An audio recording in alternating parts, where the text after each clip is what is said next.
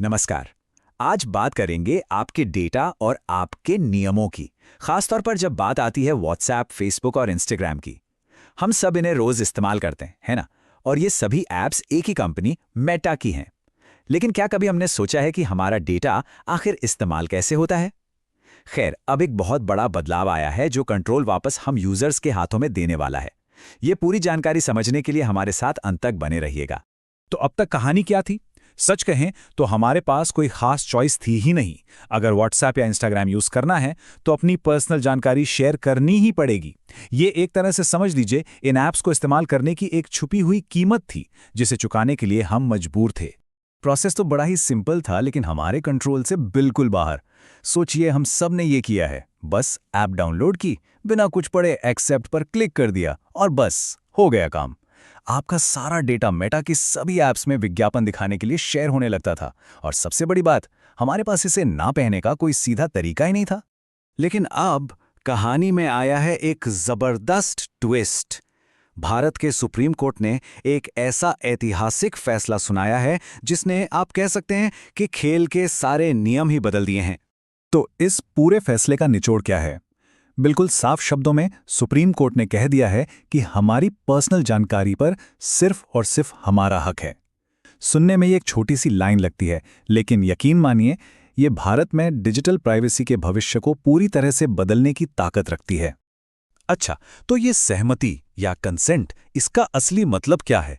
मतलब बहुत सीधा है कि अब कंपनियों को हमसे पूछना पड़ेगा। ये कोई ऑटोमेटिक एक्सेप्ट बटन नहीं होगा, बल्कि ये हमारी मर्जी होगी। और सबसे कमाल की बात पता है क्या है? हम डेटा शेयर करने से मना भी कर सकते हैं और फिर भी ऐप का इस्तेमाल कर पाएंगे। लेकिन सवाल ये उठता है कि ये पूरा विवाद, ये मामला आखिर शुरू कहाँ से हुआ? चलिए थोड़ा फ्लैशबैक में चलते हैं और इस कहानी की जड़ तक पहुंचते हैं, ताकि हमें ये समझ आए कि सुप्रीम कोर्ट को ये बड़ा फैसला क्यों लेना पड़ा। देखिए, ये लड़ाई कोई एक दो दिन की नहीं है, काफ़ी लंबी चली है।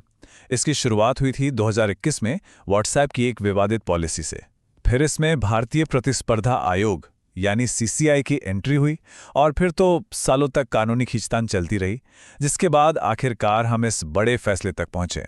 इस पूरे मामले में भारतीय प्रतिस्पर्धा आयोग यानी सीसीआई का रोल बहुत ही अहम था।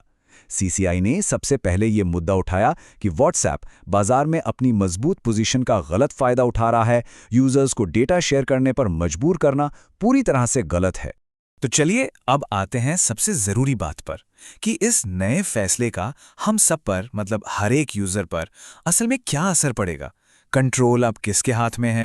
तो देखिए, बदलाव कितना बड़ा है ये बिल्कुल साफ है। पहले क्या था? डेटा शेयर करना मजबूरी थी। अब क्या है? अब ये हमारी मर्जी है। सीधे शब्दों में कहें तो पावर का जो बैलेंस था वो पूरी तरह बदल गया है।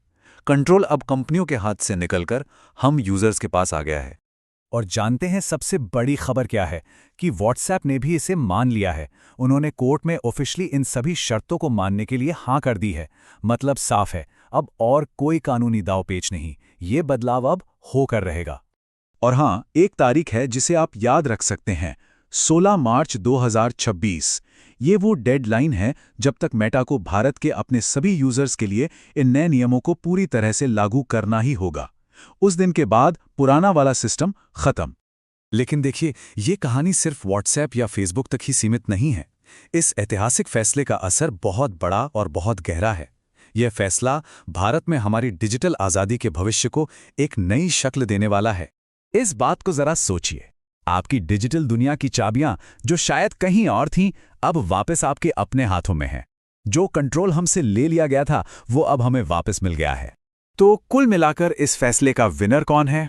सबसे पहले तो हम यानी यूजर्स, फिर हमारे रेगुलेटर्स जैसे सीसीआई, जिनकी बात को सही माना गया, और इन सबसे ऊपर ये डेटा प्राइवेसी के अधिकार की एक बहुत बड़ी जीत है।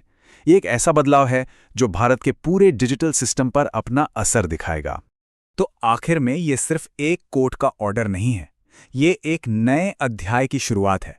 एक ऐसी कहानी की जिसमें डिजिटल दुनिया में हम नागरिकों के अधिकार पहले से कहीं ज्यादा मजबूत और सुरक्षित होंगे। पर हाँ, ये सब हमें एक बड़े सवाल के सामने लाकर खड़ा कर देता है। डेटा प्राइवेसी की इस लड़ाई में ये एक बहुत बड़ा कदम ज़रूर है, लेकिन क्या ये काफ़ी है या फिर हमें अभी और भी सख्त नियमों की ज़रूरत है? इस बारे में आपकी क्या राय है? ज़रूर सोचिएगा। ऐसी ही और जानकारी के लिए ऑल कैन स्टडी को सब्सक्राइब कीजिए। Thank you. चलिए मिलते हैं अगले वीडियो में।